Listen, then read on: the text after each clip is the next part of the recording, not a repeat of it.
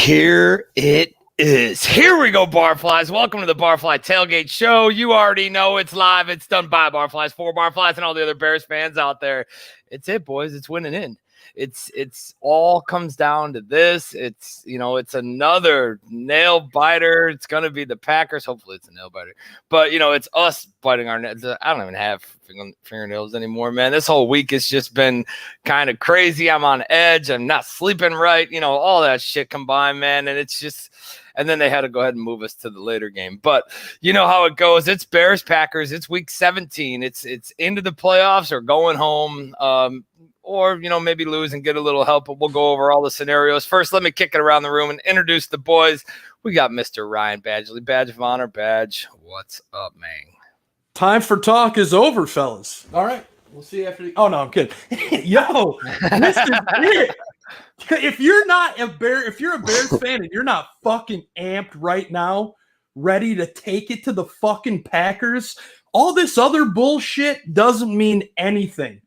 No more talk, no more listening to David Bakhtiari saying they want to beat the piss out of us, just like we want to do to them. Just in case you didn't know that, David, how's the knee, man? I hope you're doing all right and all serious.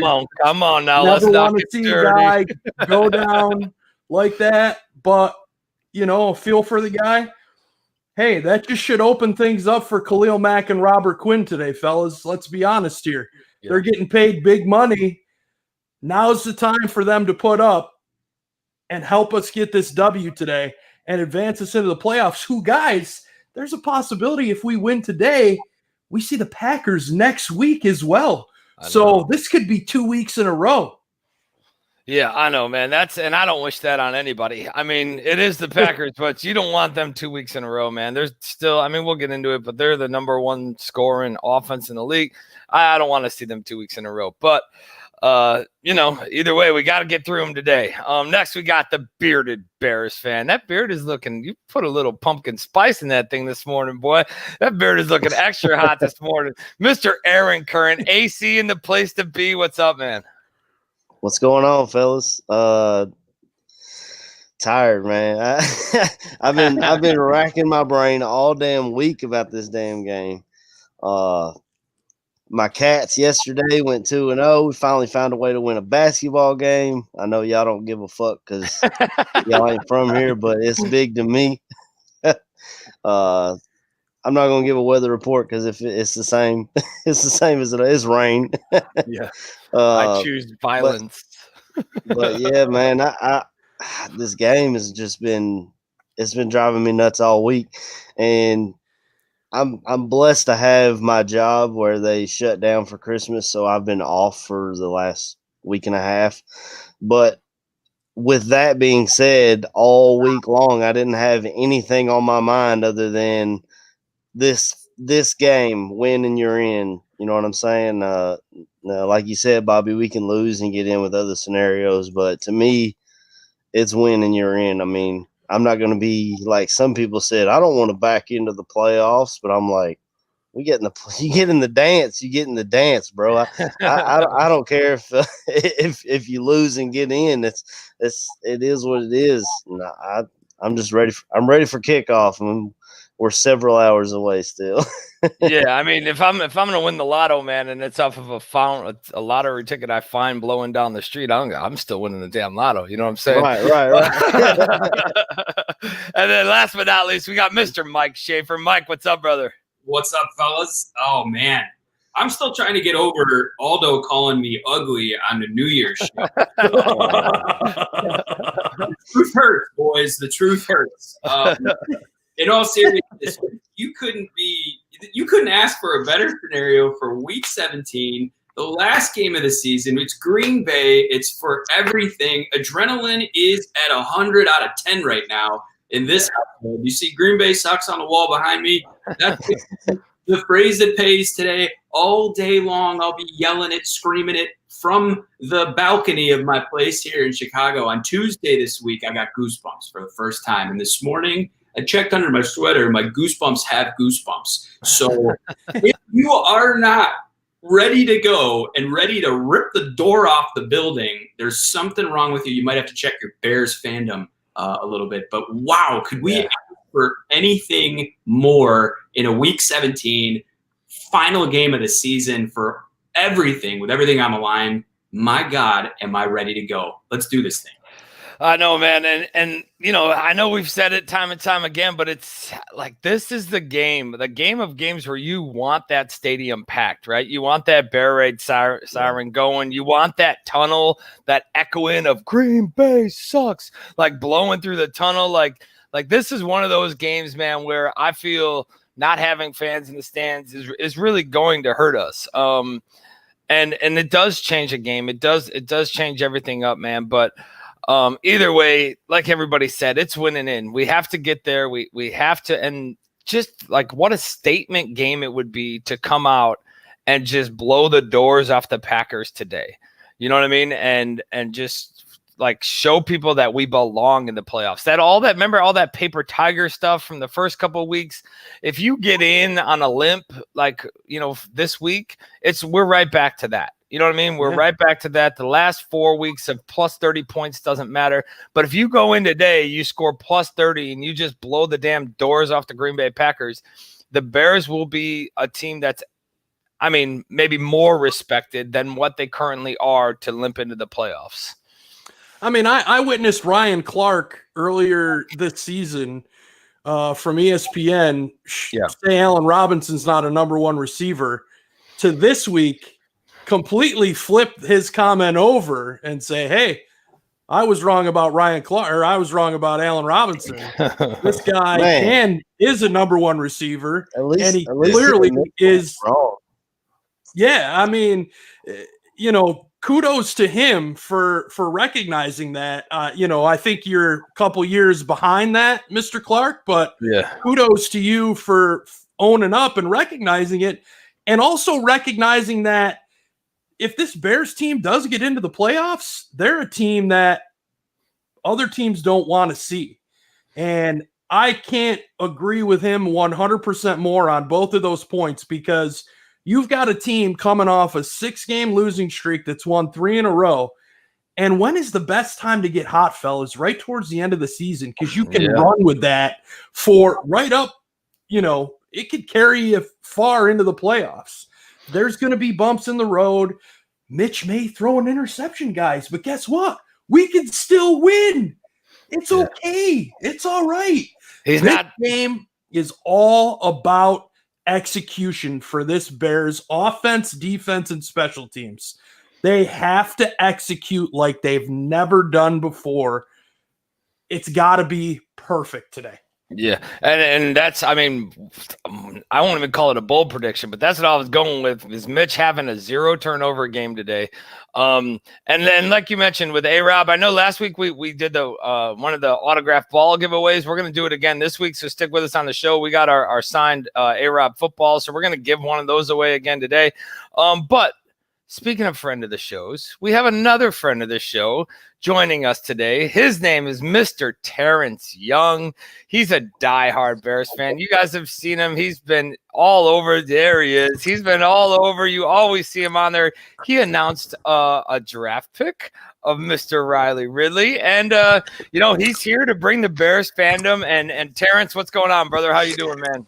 Hey, man, I'm doing great. Thanks for having me on the show. Love the show. Watch it every week. And I'm just thrilled to be here today and talk a little bit about the beloved Bears. So, yeah, man, the intro said it the best. There's no words. Badge, you had it right. There's no words.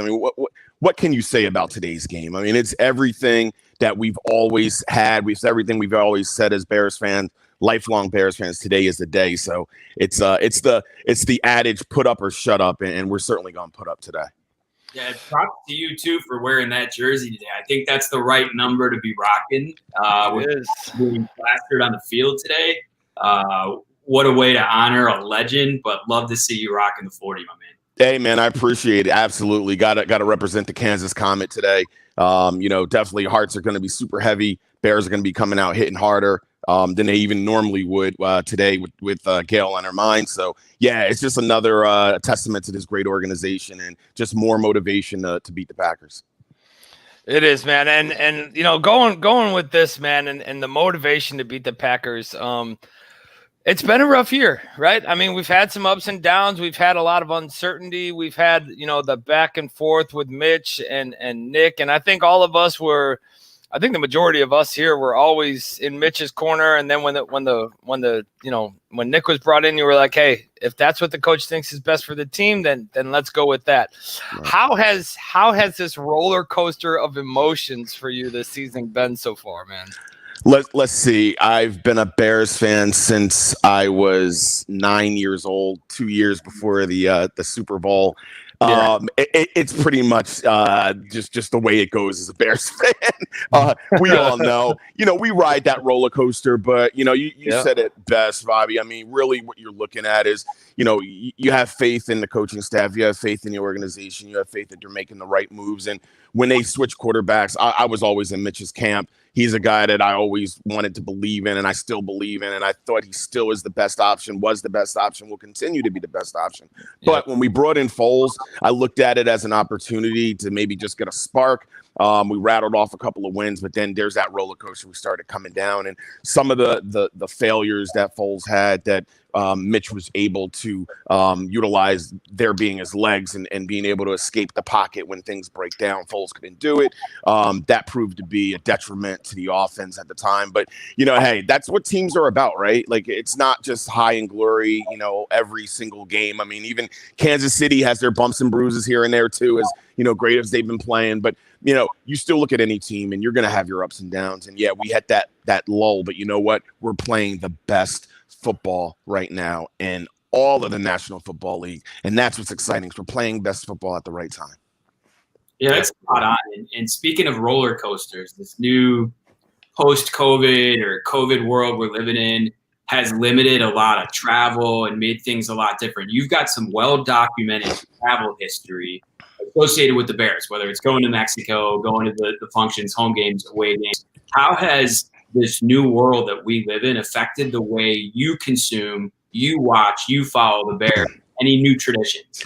Yeah, well, one thing is, thank God for technology. I don't know what I'd do about 15, 20, years ago if something like this happened, but, we can all come together like this on Barfly, and we can talk, and we can just, talk Bears and do everything that we do. But yeah, you're right. I mean, season ticket holder for 13 years, missing all of the fans in the stadium, especially our little sections. Shout out to section 340 in Soldier Field, missing the crew there. So not being able to participate in tailgating, going to the games. Obviously, the off the field things, the Bears Care Gala, have gone to that for the last 3 years. Last year was canceled. Who knows what will happen this upcoming year in 2021, but the trips, Bears have had lots of great trips as far as with players, as you mentioned, going to Cancun last year, went to Cabo, just a great time to be intimate with players, talk to them, just, leave the on the field stuff on the field, and you could just talk to them and get to know them one-on-one. And I tell you what, the 2 years that we were able to participate in that have been phenomenal. Just a great run program and great interaction with the players as well. So yeah, it's different. It's sorely different, but you like everybody, you make the most of it. You make the adjustments. Obviously you want to stay safe. You want everybody to stay safe and healthy. So I certainly get it. If this is the worst that individually that I have to deal with, then that's a great thing. So, I'll look forward to the day when we're back in the stadiums, we're back to tailgating all together and coming together as Bears fans. And it'll happen soon. So we just got to get through it. Yeah, I'm with you, man. And I'm representing section 250 over here. So when we get back, we'll have to hook up for a beer, hook up. Absolutely. Something. In fact, if you live not too far from Soldier Field, you might just hear me this morning around 11, 12 o'clock, because I'm going to be screaming Green Bay sucks in the tunnel. So yes. Yeah, we're about a mile and a half right off of Michigan Ave. So yeah, not far. So I'm sure I'll hear you and a few other thousands of Bears fans yelling Green Bay sucks. I miss that. I just want to go down to the tunnel. I want to walk to the tunnel and just get there and just yell it and then just walk back home. Oh, he's not joking, man. Mike's doing it today. Mike's going down there this morning just to do it, just to get the blood going, just to bring the somber and emotion to the party, man. That's awesome. I love it. So Terrence, Yeah, I wanted to ask you, man, about the game today. What to you is the key to beating this Green Bay Packers team today? There's a couple of keys, but I would say the number one key for the Bears is we can't turn the ball over. Can't. We've got to protect the ball. We got to make sure that we're taking time off the clock. So a lot of Montgomery runs. Got to feed him. Let him do his thing. He's been on a tear. I think that's one of the biggest keys right now is O-line is playing really well. Montgomery's running really well. And Mitch, for the most part, is not throwing interceptions, fumbling the ball, and doing those sorts of things that may have plagued him a little bit in the past. So protecting the ball, in my opinion, is the number one factor. And the game is won, as all football fans will tell you, it's won in the trenches, right? Yeah, O-line and D-line. That's the key. Pressure on Rodgers, protecting Mitch. My thing is I've heard all week, and not that it's wrong, because I definitely think it's something that needs to be done, is pressuring Aaron up the middle through that A-gap. Mm-hmm. My fear with that is Aaron is very good at getting outside the pocket and can run. And you saw it in that first game. Multiple times we tried to go up the gut, and he just took off for 12, 13 yards a clip. Right. You know, is this something where you could see the Bears keeping Danny Trevathan in the game and using him as a spy on Aaron Rodgers? I do. You know, that's actually one of the things I was thinking about too, is whether it's Trevathan, whether it's Rowe, somebody to be a spy, somebody to play that role and just mirror where Rodgers is. I mean, obviously you want to get that pressure, but at the same time, you can't let him, run up the gut for, 9-10 yards. Like, nah, I mean, he's not Deshaun Watson. He's not, it's not old school Cam. I mean, you can't let a guy like that get those kind of yards. Right? No. Yeah. But no, I think that's a great idea. I love that idea, actually. Hey, Terrence, AC here. I wanted to jump back a couple of years. I'm a huge fan of the NFL draft. Okay. And you were able to go to the draft, and you were able to announce the pick of Riley Ridley from Georgia a couple of years ago, and I've always been super jealous of it. And I just wanted to get your talk. Hear you talk about your experience at the draft, and here you are right there. Yeah, no, I appreciate it, AC. I tell you, man, it was surreal, and everyone asks like, well, how did you get the opportunity? And it literally was a phone call. I was driving home from work, and for many that don't know, my wife and I, we live in Atlanta, but we've got a place where I'm at now here in Chicago, where I'm at full time now, with just kind of a change in roles and jobs, but. In Atlanta, I was coming home from work, and I get a call, and my card says, Chicago Bears, and I'm like, oh, I better pick this up. And I'm thinking it's, like the ticket office, and it, right. Something with tickets, a promotion or something, And the individual who calls, he says, oh, he's like, we've got. I said, we see you're coming to the Bears draft party at Soldier Field. And I'm like, yeah, and we bought like a table there for 10 people, so we had some of our friends come. And he's like, yeah, well, I've got an offer for you, and I really hope you accept it. And I'm thinking to myself, okay. I'm like, what is it? So, he's like, we'd like you to announce the 4th round draft pick of the draft live from Soldier Field.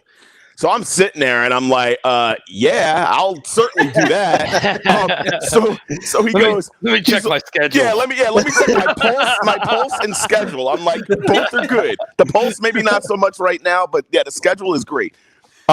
So he lines it up. He's like, NFL Network's going to be there, blah, blah, blah, blah, blah.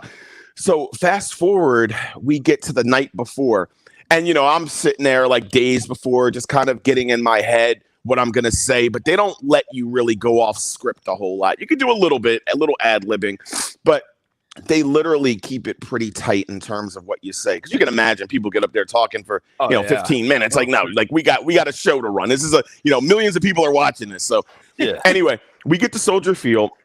If anybody remembers, it's snowing that day, of course, like maybe a little bit like today, right? And it's April though. Yeah, but of course it's Chicago. So we get to Soldier Field. they sign me in. I sign like a waiver. I get to the table and they're like, oh yeah, we're going to get you in about, 10, 15 minutes to get you prep. I'm like, well, I'm glad I'm not going to have a whole lot of time to prepare for this because I don't really want to think about it. I just want to do it, right? Yeah. So literally 10 minutes later, someone comes, gets me all queued up. I go over to the little area where NFL Network is. They get me the headset, not the headset, but they test the mic. I'm holding the mic. They're going through all the checks. They're giving me all these little reminders like, hey, when we come live, look at the camera. Don't look at the TV because I got the little TV that's going on with NFL Network. And I was like, thank God, because I certainly would have been looking down at the TV and not at the mic. Yeah. And then literally they said, we're gonna give you like a 5-second countdown, and then we're gonna point and you're live. So I'm thinking, okay, they're gonna bring this card out to me because everybody talks about the card, right? Right. Yeah. Like they're gonna bring this card out to me, and they're gonna give me, at least 3 to 5 minutes. They gave me 30 seconds. They came out with the card. I looked at it. I started laughing because they scratched out Riley Ridley's name because they actually they put his name backwards. They put Ridley Riley.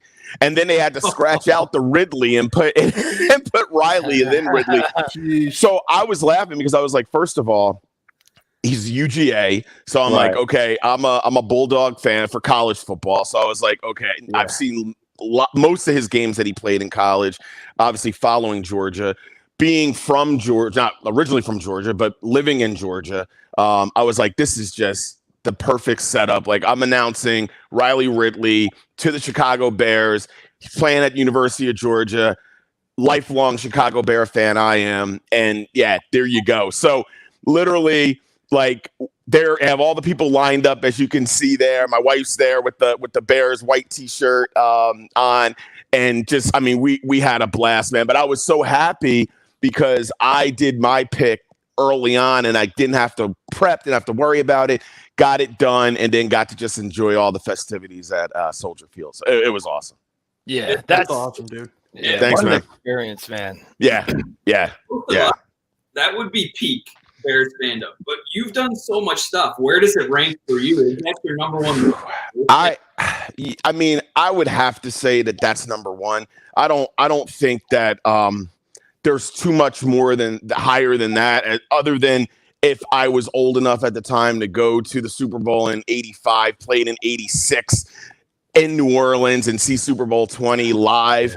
That would be number one. If I could have ever met Walter Payton, who is my favorite Bears, the reason why I'm a Bears fan, that would have been number one for sure. The draft is certainly it has to be number one in my books. And I've been blessed. My wife and I have been blessed, been able to do a lot of things with the Bears, and we give back, and that's why we support all the charitable functions of the Bears, both on and off the field. And we just try to do what we can, and it's a great organization, great team. But yeah, we certainly were, for myself with the draft was certainly an experience that I'll never forget. I'm still trying to find Riley so he can sign the draft card that I have. Yeah. I said I'm not going to do anything with it until he signs it. So Riley, if you're watching the show, we got to connect, man. I got to get you that card to sign at some point. Yeah, what a keepsake that is, man. And absolutely, like that's awesome just to be part of that and just to have that as being a Bears fan and just to have that experience. Let's the cherry on top is that he went to your college, man. If I could announce a pick for the Bears and he happened to go, I'm a Kentucky fan. There you go. And he happened to go here at UK. Right.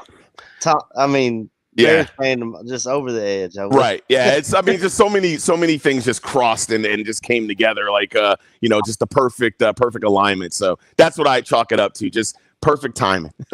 Yeah, for sure, man. And I know Mike had mentioned it earlier about the jersey, but why don't you let the fans know, let everybody know that, that's in the chat. Let these guys know what's going on with your jersey giveaway that you're doing and how they can enter and everything, man. Just take it away.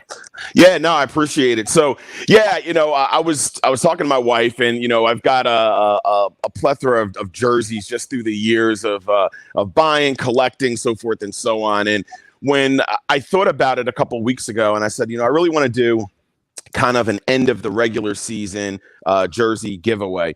There's no fee for it, nothing of that nature. And all you got to do is be on Twitter. You don't even have to follow me. I know some people say, follow me, retweet it. Nah, you don't even have to do that. You don't want to follow me, that's fine. You can still be in the contest. I won't be offended. But basically, I said I want to do a giveaway for a jersey. So once the Bears announced that they were going to honor Gale Sayers for today's game, I said, well, it's definitely got to be a Sayers jersey. So I've got a brand new jersey. There's no tags, but it's never been worn. Gale Sayers that I'm giving away. And all you have to do is find the post that I sent out on, I think it was, I don't know if you guys pull it up, but I think it was like a couple days ago. I think it was Saturday. Or no, I would say Friday, maybe Thursday or Friday. Anyhow, go to my post, find that post. There's 3 things that you have to do. You have to first predict who's going to win, Bears or Packers. Second, you have to predict how many. Second is the score, combined scores. So both teams combined score, and then last but not least is how many touchdowns will Montgomery have today as well. And they all have associated point values for getting it correct. And the person with the most points wins. If there's any ties with the most points, then it will go to based on timestamp of who replied the quickest. So you still have time to enter. The contest will be open through today at 12 p.m. That's Central Time. So you have roughly 3.5 hours left to still enter. But yeah, go out there. It's just fun. Again, there's nothing to it, but just to have a little fun, answer those 3 questions. Person with the most correct, and obviously based on timestamp with any ties will win the jersey. And then what I'll do is probably won't be today, but tomorrow I'll announce the winner and then get in contact with the winner, get the mailing address and ship the jersey out. That's awesome, man. And it's good. It's one that it's just for, hey, let's just have some fun and do this, Exactly. And that's what we've kind of been doing with some of the Allen Robinson signed footballs. There's been a few that we're like, make a donation, any type of donation to within reach, right, and give us a screenshot. We'll send you a ball. There you go. So, and just to do that, and for all you guys in the chat and everybody watching the show right now, I just shared it from the Barfly Tailgate account. So, an easy way to find it, just go ahead over there and you'll see it. You'll see the rules and get entered, man, for your chance to win. Yeah, no, I appreciate that, man. And yeah, I mean, that's what it's about. It's about having fun. We're Bears family, and that's first and foremost. And I know we have the good, bad, and the ugly, and we got to bring more good out. You know what I mean? And it's good just to have kind of that positive energy flowing through Twitter. I know sometimes there's a lot of negativity through it, but I mean, I get it. We're all diehard, and we want the team to win.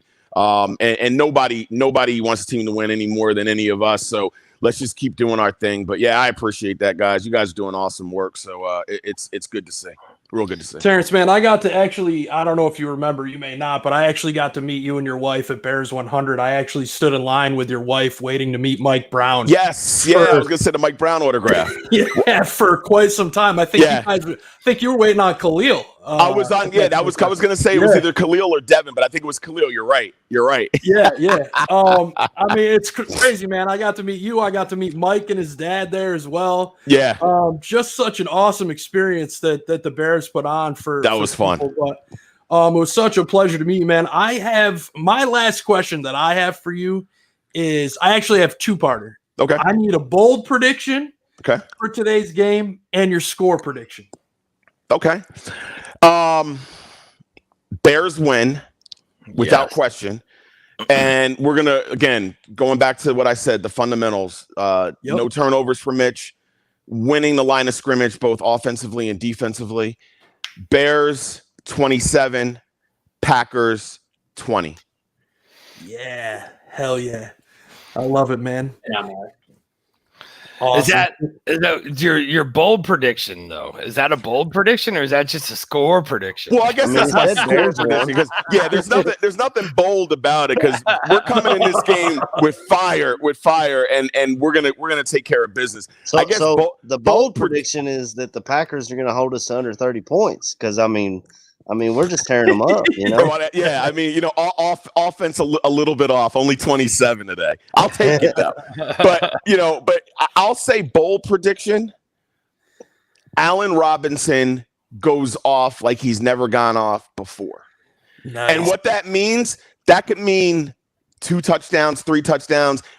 Could mean a combination, 2 touchdowns, maybe $125 receiving. Something big for Robinson today. He's going to be kind of the secret weapon because I think Montgomery's going to do well. I think Mitch is going to do well. I think the defense is going to do well. But I think specifically, I'm looking for A-Rob to have the game of his life as a Bear. And he's already had amazing games as a Bear. So, but today's going to be a little bit different, a little special.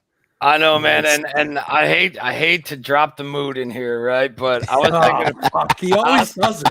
I was thinking about this yesterday, man, and this could potentially be the last time A-Rob walks out with a Bears jersey on. Oh, and all the miscues, the missteps, I would say, by higher ups in this situation. And obviously we don't want that to happen. He comes on the show. He's been on the show a few times and we've loved the guy, man, and do all kinds of stuff with within reach. But I'll just sip a bit, take a nice sip of STFU and continue. We need, come on, Bobby, positivity. Yeah, we'll leave that shit for All right, Terrence, so we'll let you get going, man. We appreciate you joining the show. Awesome, fellas. Love to see everything that you have, man, and nothing but continued wishes of health and success for you and the family. And once this whole thing, once the floodgates open again, man, and these barricades are down, and we can all actually get together or something somewhere, we'd love to meet up with you and have a beer or something, man. Absolutely. No, I really appreciate it, guys. Keep doing your thing, Barfly. You guys are awesome. Love the show. Love the content. Keep doing the good, man. You guys are awesome. So thanks for having me first and foremost. And you guys stay safe too. Stay healthy. Let's get the W today. Let's get that win today. Again, I don't care how we get in the playoffs either, but I want to beat Packers. We always want to beat the Packers. And there's nothing better than once again having the setup to embarrass that team from the north and take care of business. So, hey, if you go down to that tunnel, let me know. I might have to do a quick little jog down Michigan Avenue and meet you there. At the end, I'll see you around noon. Awesome. Yeah, there we go. But no, guys, I appreciate it. Yeah, thanks a lot. Appreciate it. Have a good one, man. Go Bears. Go Bears. All right, Barflies, that was Mr. Terrence Young. He joined us, just a diehard Bears fan, man. Great dude. Him and his wife, you guys can follow them on Twitter. But they're always, you always see Bears stuff coming from there. And then, out of the kindness of his heart or out of their hearts, they're raffling off a Sarah's jersey today. And I mean, just a great dude to have on Bear Packer Week on the, when it all comes down to that, when that fuel's running inside you, Yeah. Great energy from that guy. And he counters Bobby's negativity, I guess. But I mean, like such a good dude, awesome guest. And we're pumped to have him on. Absolutely, man. So building off of this, and I don't think we need to recap last week at all? I mean, we can kind of we recapped it for about 5 hours on the other day. Yeah, I mean, I guess we kind of did on the New Year's show. But we do have to figure out how we want to give this ball away today. I don't know if we want to do score predictions or whatever, but we'll figure that out throughout the show here. Badge, having Terrence on, man, and just bringing these guys in, and we're gonna have another guest. We got Austin joining us in a little while, but bringing these guys in, man, does it like just keep pumping you up for this game, or is there getting no higher than this right now, man? Dude, I slept like shit. I woke up, and I mean, had I not pulled the door open, I would have fucking just walked through it because that's how ready I was, even though I didn't sleep at all. Like, without a shadow of a doubt, hearing other Bears fans and seeing other Bears fans just as excited as we are, it totally has to pump you up that much more. I mean, I've had the ability to be at a Bears-Packers game at Soldier Field, the home opener in 2015. It didn't go as well as I had hoped. And of course we came out of there with a loss, but the energy, the camaraderie from Bears fans. I mean, Bears were down late and they didn't quit. They didn't give up. And it was a Jay Cutler interception, unfortunately, that they were driving, and it cost, Jay gets picked by AJ Hawk, I believe. It was him or Clay Matthews. It might have been Clay Matthews, actually. One of those white linebackers, huh? Yeah, it was somebody that uses a lot of fucking conditioner in their hair. Yeah, totally. It just fucking, one of those things that we had a ton of fun. But that late push, we were on the bus heading back to our hotel because we had to actually drive home direct from Soldier Field. And people on the bus, fucking Cutler, Jesus Christ, fucking throw it. Yes, piss and shit. Perfect example of those two shitheads. We got Mr. Ryan Kirkland Billings hopping in. The fireman caught a couple minutes here. KB, what's up, man? How are you? What's going on, fellas, man? I see y'all boys been up and at it, man. So, your boy had to jump on, man. And running late on Black People Time, PPT. You know how it is. Man, what's so we already kind of went around a little bit, but today's game, man, first off, are you gonna be able to watch? Are you on call? Are you at the firehouse or what's the deal? I'll be able to watch. Yeah, I'll be able to watch today, man. I'm at the crib. Oh, whoa! The YouTube came in on the phone. But no, I'm gonna be able to watch this one, man. I'm gonna sit down and enjoy this. Hey, we're all here, so it's gonna be a dub, obviously. Right. You know what I'm saying? Whenever your boy don't jump on, I get cussed out. So you know how it is, man. You don't do the game because you ain't on. Yeah, I'm on, man. Come on. We both I told you I'm on. Because of Jaguars. Yeah, I'm definitely blaming half that shit on you, man, just because, All right, boys, let's get into this talk a little bit. We got some of the audio from this week. We got stuff, lined up for the show. I kind of want to get into a discussion point that we have here about Aaron Rodgers and what he thinks of our middle linebackers, about our linebacker crew, I guess. So, I mean, obviously we all know that it's been a weak point for us. Maybe not so much in the Roquan area, but with the other guys, getting their sack counts up, with the other guys, with Pagano dropping some of these guys out in the flat, we all know that you see any of them backpedaling out in the flat, that Bears Twitter is about to erupt with people asking why the hell is he going that way and not this way. But we'll put this in. It's what Aaron Rodgers had to say about the linebacking crew.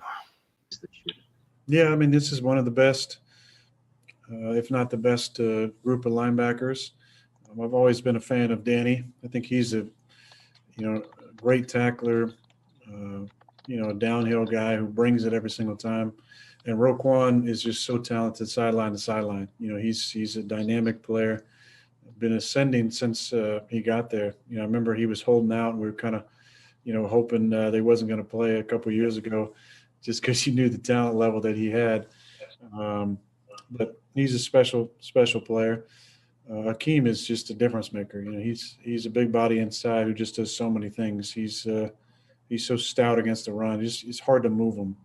He's just such a solid player inside. So it's not just having him back, but the urgency of being in a position to make the playoffs changes everything. And they're already a very solid football team. Add a little extra motivation of getting into the playoffs. Definitely makes them more dangerous. Well, I mean, coming from Aaron Rodgers, I find stuff hard to believe. Anything comes out of his mouth, I sometimes think is a bunch of shit. So I'll just be honest with that. I definitely think he does, have respect for the linebackers and Hakeem.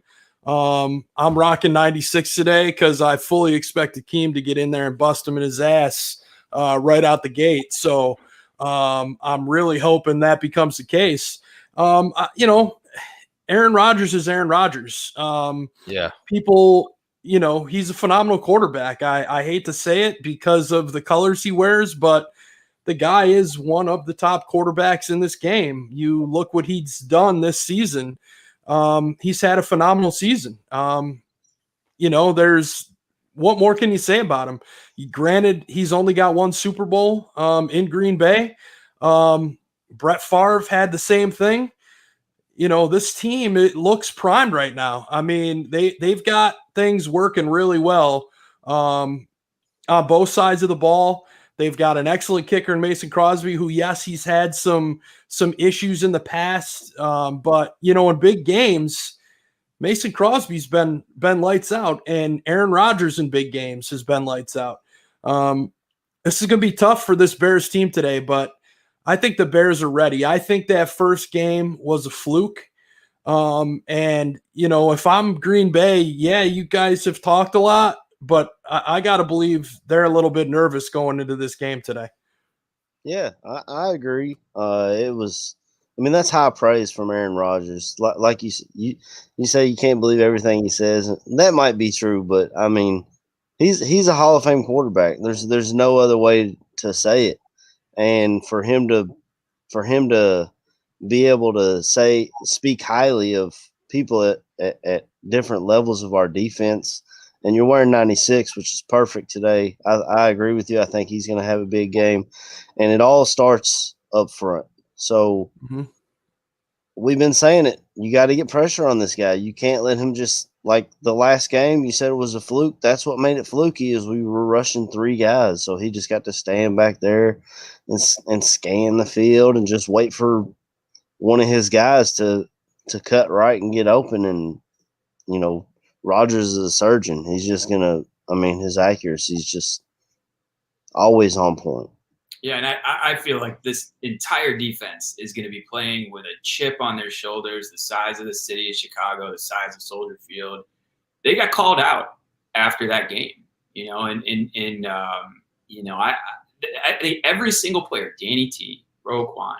I mean, we saw Roquan do it last week, right? Roquan was a Pro Bowl snub, and days later, here he comes with 2 picks. These guys, they play with passion. These guys care. Like, this team cares. It's kept them together through a losing streak and got them to where we are. So as much as we hated to see that Green Bay game in week 12 go down the way that it did, hey, man, everything happens for a reason. Maybe it was a blessing in disguise, because every one of those players is playing with a little extra juice today.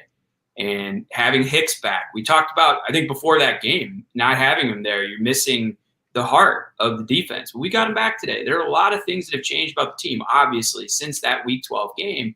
But, man, I got to believe that these guys are playing with a chip on their shoulder, the size of the city, and we're going to see a completely different effort. And I don't care who Aaron Rodgers is. I don't care what he's done in the past. I think he's going to have dirt on his jersey. I think he's going to have hands on his face all day. Well, hopefully not on his face, but around his face, near his face. And he's going to have a tough game. Right? That's a penalty, man. You can't put your hands in his face. It's only a penalty when it's on Rodgers. It's not when it's on Mitch and we fumble the ball, and because that happened in week 12. Right. We don't get called. They seem to. That's the only thing I really like. We need a fair game out of the refs today. And I know the Packers fans are like, the Bears fans are going to say that it was this or it was that. The NFL, every other team in the NFL knows that the Packers get fucking help from the refs all over the place. I mean, there's extra plays. There's a one video of where they're like half a yard short of first down, and then Rodgers is like, no, that's a first down. And the ref like moves the ball and is like, oh, gotcha. Thanks, man. So I think that there's definitely, maybe it's his level of, just how long, I don't know, man. It just seems like he's always telling the refs how to do their damn job and what the call is, instead of one of the guys that are waiting to hear what the call is. He just talks to me. You see it in other games, not just Bears games, the lack of holding calls. I know the NFL has made it a point this season to not call holding a lot. Well, you're letting go some of the most obvious fucking holding calls, last week you witnessed it multiple times where they had an arm wrapped around a guy's neck and there's no flag thrown. It's got to be a partial game today. Things that are missed, these games, especially the games that have playoff implications, the officials need to be on point today. And I'm somebody who, I know we'll probably never know about it if it happens now. If an official makes a mistake, there should be a fine. If they screw up, there should be a fine. Just like if a player punches somebody and gets fined or bumps an official, whatever, officials should have those same standards. And I think you would see a lot of this shit stop. I want to see a good, clean game from both teams, and the officials should have no fucking impact on how any of these games go today. Yeah. And I don't even know who our officiating crew is today. But I could see that going two ways though, right? Because this is a second job for most of them.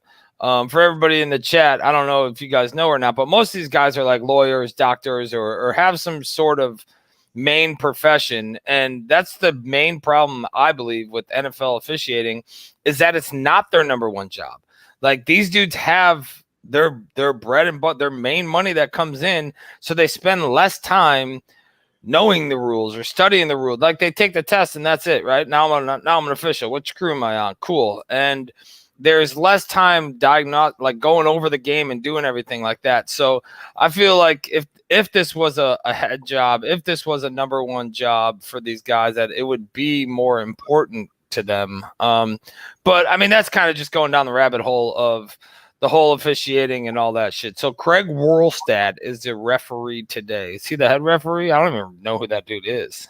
Yeah, I never even heard his name before. I'm not sure. I hope he's not the referee that was in charge of the Colts game, because they tried their best to give that game to the Packers. Like 10 holding calls in a row. Are you kidding me? Yeah, I mean, okay, that's him. All right, I know who he is now. First down. Aaron said it's a first down. Yeah, and I see a lot of people in the chat are talking about the injuries and that we got today. And yeah, we're gonna need big games. We're gonna need big games out of some players. We kind of went over that on New Year's Day, but seems like a lot of people are talking about it here. So we'll get into that here in a second. But I kind of want to double back, because we got Rogers talking about our inside linebackers, right? About our linebacker crew and what they bring to the table. We also have Roquan talking about what Aaron Rodgers brings to the table. So let's drop that in here, and then Mike, go ahead and pick it up when this thing wraps. Yeah, we obviously know this guy make a lot of adjustments at the line. He's a great guy, great at what he do, plays the game at a very high level. But it's going to be more so about us. Like, he's going to do what he's going to do, and we're going to do what we're going to do, and we're just going to let it go from there. We're not like trying to make this any special than what it is. We know it's the biggest game because it's the next game, and that's our focus right now. So just thinking about it from that standpoint. What is the mental challenge for you, particularly before the ball is snapped? It's just more so about just identifying formations and keys and tendencies, and just recognizing what they like to do in certain situations, and then also about just playing what you get, not like assuming or anything like that, just playing what you see. Yeah, and I think that's what you want to hear and see from a guy like Roquan. He said the same thing last week. I mentioned the Pro Bowl snub. They asked about it before the Jacksonville game, and he said, "Look, I just got to play my game and prove who I am." And you're seeing the same thing now. You don't care about the Rodgers. You don't care about the Packers. You don't care about the referees. You say nothing about referees.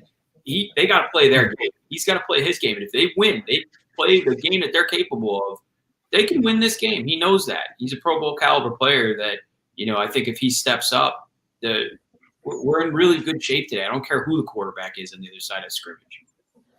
Yeah, I agree, man. And I think Roquan has shown that he can keep pace with some of the best quarterbacks in the league, right?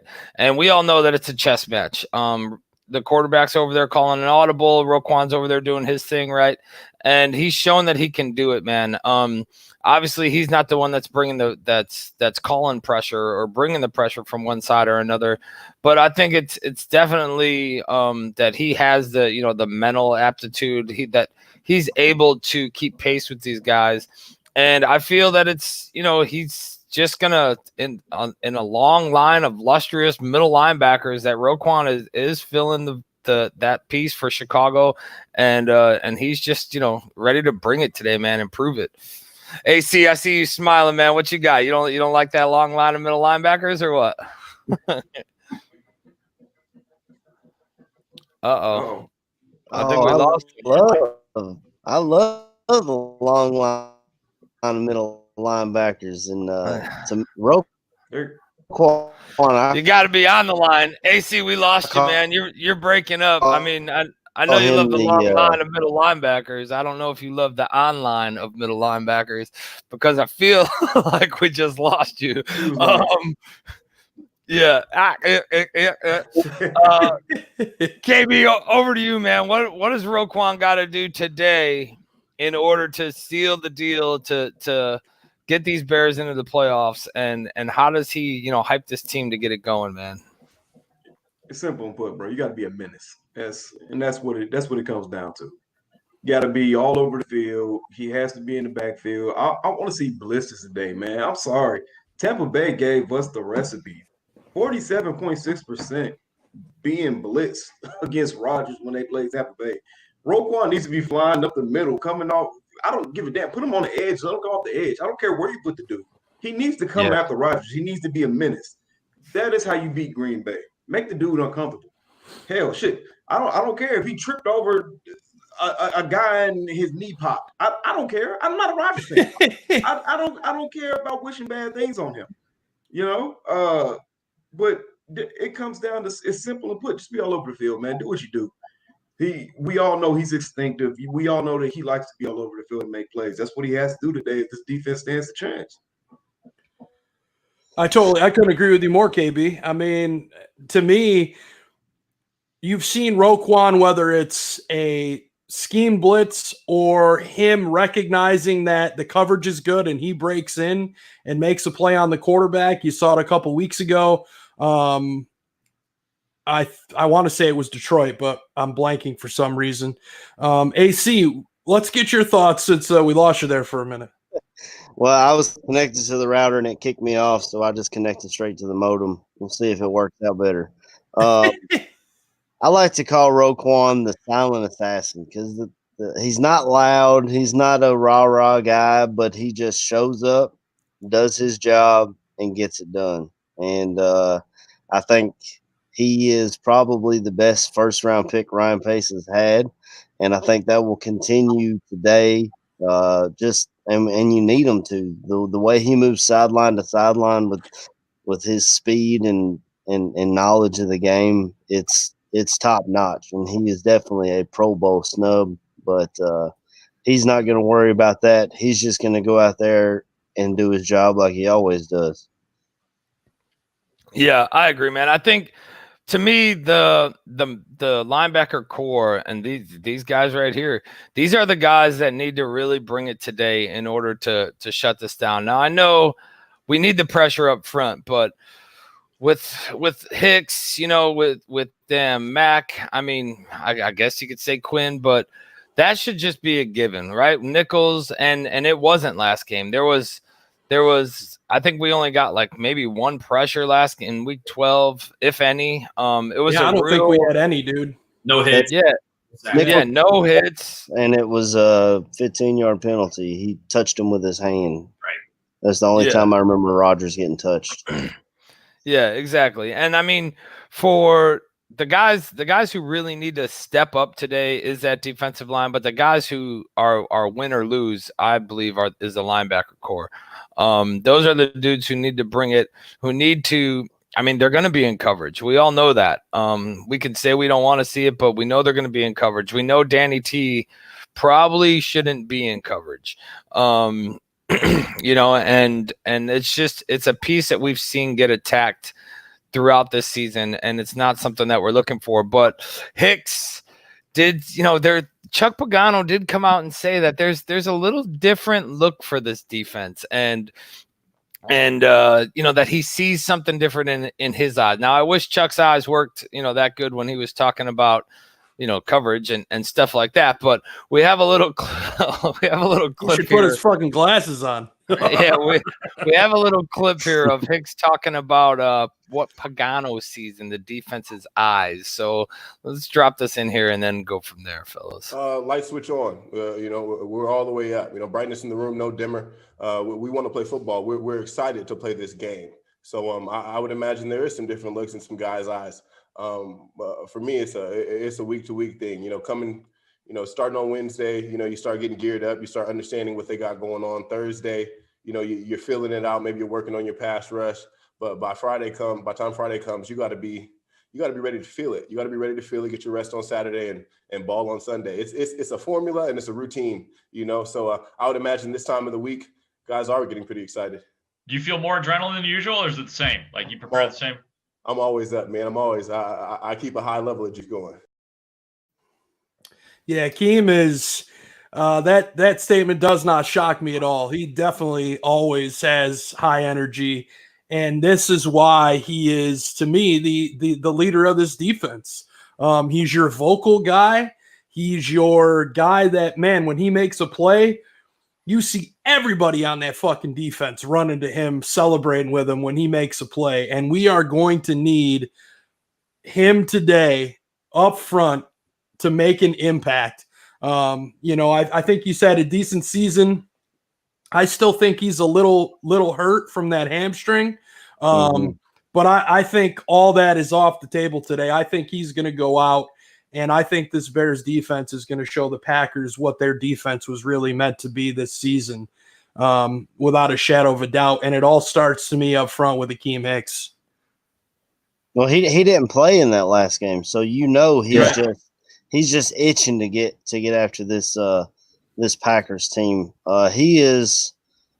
I think his family is from Chicago, so him and I think Cole Kmet, they really know exactly what this rivalry is all about because of the history between these two teams, and I'm sure it killed him to not be able to play in that first game. And one more thing about Akeem Hicks, they asked him about the Bakhtiari injury.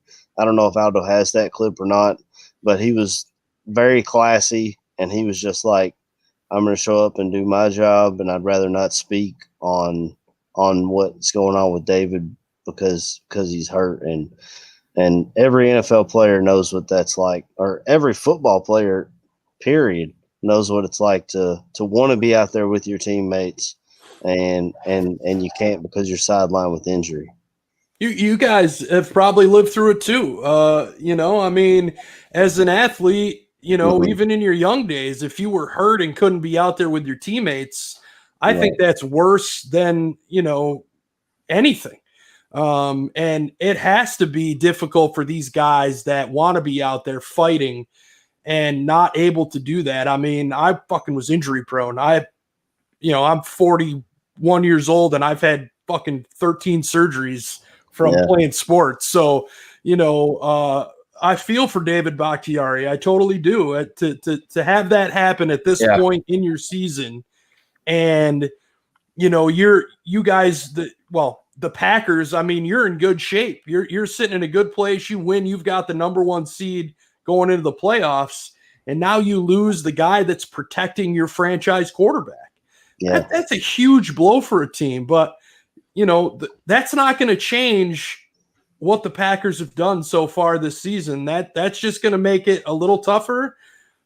The Bears, as obvious as this is, they have to capitalize on it. And with Bakhtiari not there, it's got to be Robert Quinn, Khalil Mack, Barkevius Mingo, Travis Gibson, if he's actually, active today.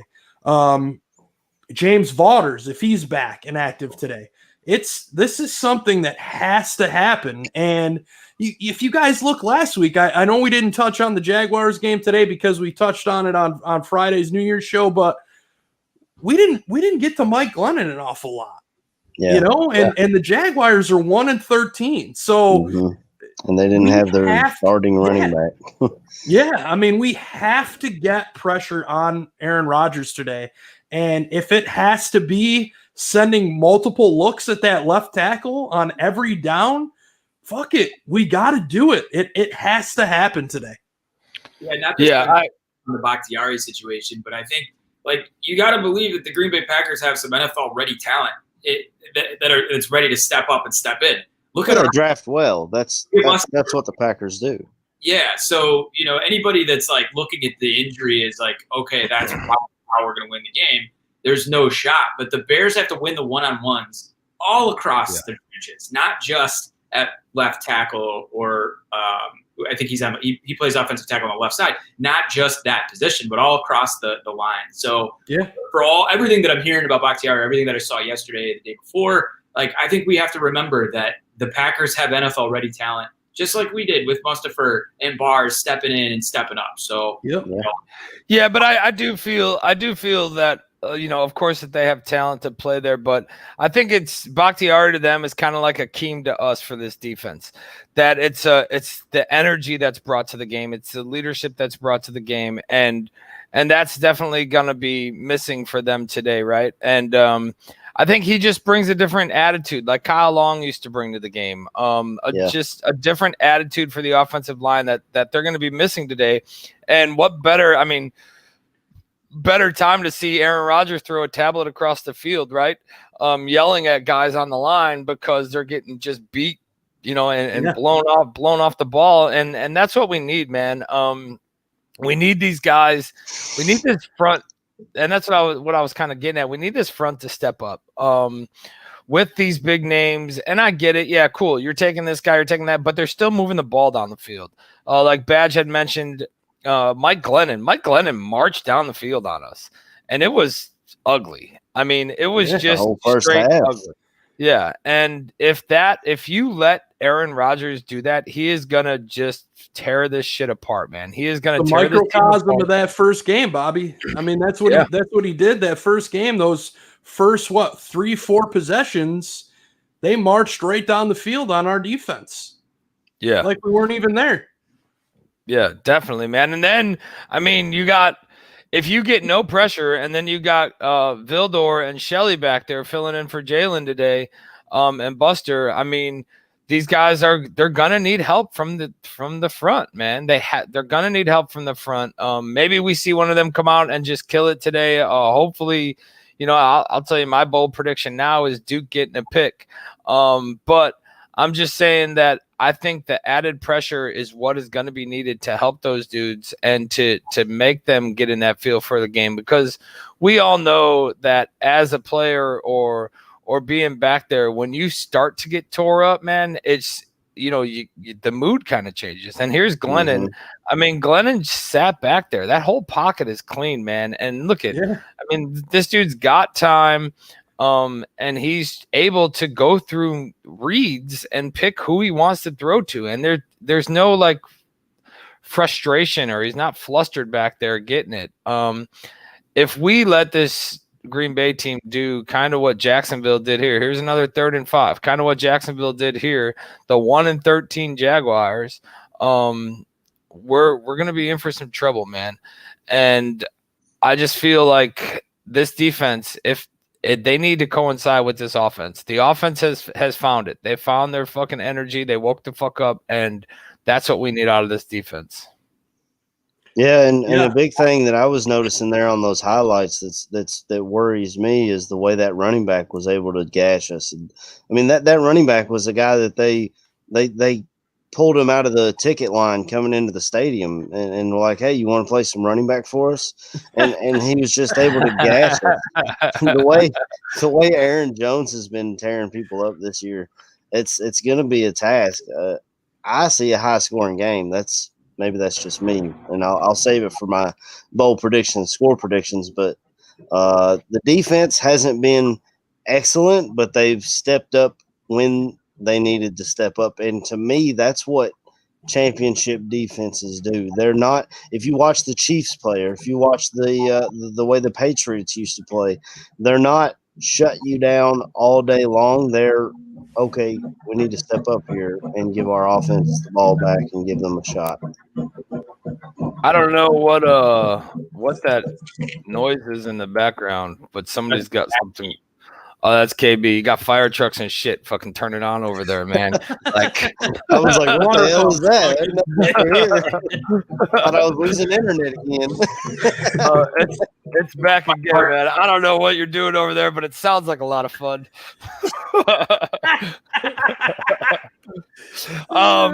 Hey, so we heard in the Roquan clip, right? We heard him say that it's just another game. The most important game is the next game. And we heard him go through and talk about it. And we got another one here with A-Rob talking about playoffs and that. And let's go ahead and we'll drum this thing up. We'll come back. We'll double back on A-Rob. And then shortly we're going to have our next guest joining us. So if you're in the chat, fire any questions you have for Austin from Lakeshore Live. He's going to be joining us here shortly. And otherwise, here comes this A-Rob clip. Wanting to get back to the playoffs. Again, for myself, I've only been there. I've played in the playoffs once, so for me, that's the most important thing. Like I said before, from day one, when you come into a situation, whatever the case may be, you want to play meaningful games in December and January, and I've told people that, and that's the most important thing. And that's the most fun thing. That's what you play the game for. You play the game for weeks like this, whereas, you win, you get in, and I don't think that anybody is, anybody is remiss to say that. We know that, that's the excitement of the game. And that's what you train in the offseason for. That's what you do all the heavy lifting for and all that stuff for weeks like this. A-Rob needs – I love A-Rob, man. He's always above board. He never takes shots. He goes out and plays and puts his actions on the field, man. That's just what he does. You saw him last week. He was phenomenal last week's game. Mitch looked to him an awful lot. As Terrence said earlier in the show, he's hoping and expecting him to have a big game.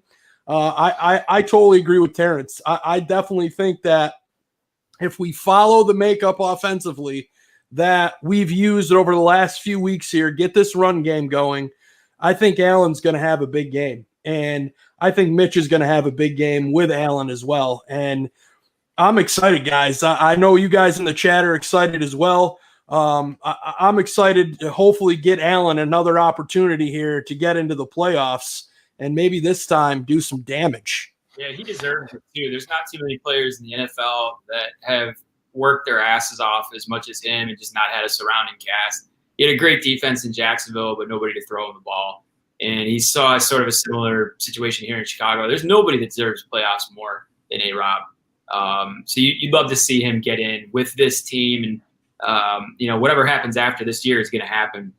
It's going to come down to dollars. But here's a guy, that I think deserves it more than anybody else. If the Bears play well together, if they match him up against Kevin King and take advantage of maybe a solid matchup there, there's no reason he can't go off like that. 150, like that's not out of the question. A couple TDs, and we're rocking and rolling. But he deserves it, man. This guy is a guy that he's earned every bit of it. Yeah, I'm kind of on the flip side. Not that he hasn't earned every bit of it. I totally agree with that. But I think with Jair Alexander, with King, right, with Savage, with Amos. I'll go with a touchdown for sure. I just don't see like a blow up game coming from A-Rob's side. KB, you just need to mute, dude. Coming from A-Rob's side, man. I think this is a bigger, under game. I think this is a bigger Jimmy Graham game. I think this is a bigger Mooney game. Those crossing routes, the drags. I see that more of the game. And now we have seen some of those with A-Rob, right? And some of them quick hits with him. But I see, a big attack under there and getting after it like that, man. All right, we got our boy in the house. Let me go ahead and do this little introduction here for all you guys in the chat. Our boy, Mr. Austin from Lakeshore Live. He's here to join us. Uncle Mike 21. Austin, what's up, brother? How you doing today, man? What's going on, fellas? You guys can hear me okay? We're good? Yeah. We're good to go. What's going on, fellas? Thanks for having me on. Very excited. I am pumped for this game. It's snowfall in Chicago. It's a beautiful bear weather day, and we're ready for hopefully a Packers win. Yeah, I'm pumped to be here, guys. Yeah, absolutely, man. So we had Terrence on earlier, and we kind of just been going around the room, right, talking about everything that's coming today, man. Just like off the bat, I know you got a show. You got a show in a little while. And go ahead and feel free to plug that whenever you want, man. But what do you see today? What is your determination of what needs to happen today from this defense in order to take this game, man? Yeah, this is a tough one for sure. I think they'll be okay with the run. I think the big thing, as it is every week here, it's going to be stopping Devontae Adams.